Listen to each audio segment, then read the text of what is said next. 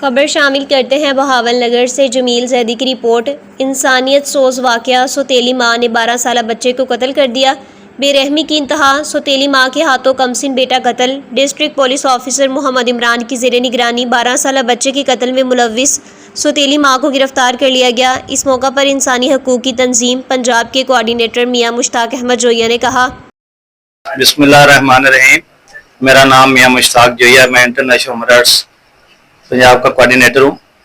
تو یہاں 2 دن پہلے ایک حادثہ ہوا ہے، وقوع ہوا ہے، جو عورت نے ایک بچے کو گردن اس کی کاٹ کر ذبح کیا ہے، تو ہم اس کی مذمت کرتے ہیں۔ اور جو محمد عمران صاحب ہیں DPO بہاول نگر، انہوں نے بہت اچھا کام کیا ہے، اور ہماری یہ ریکویسٹ ہے اس کو سخت سے سخت سزا دی جائے، اور ہم اس کو سلام پیش کرتے ہیں۔ DPO صاحب نے بہت اچھا کام کیا ہے، اس کو مبارکباد پیش کرتے ہیں اور اس کی مذمت کرتے ہیں۔ اس نے عورت نے بہت زیادہ ظلم اور زیادتی کی ہے، اس کو سزا ملنی چاہیے۔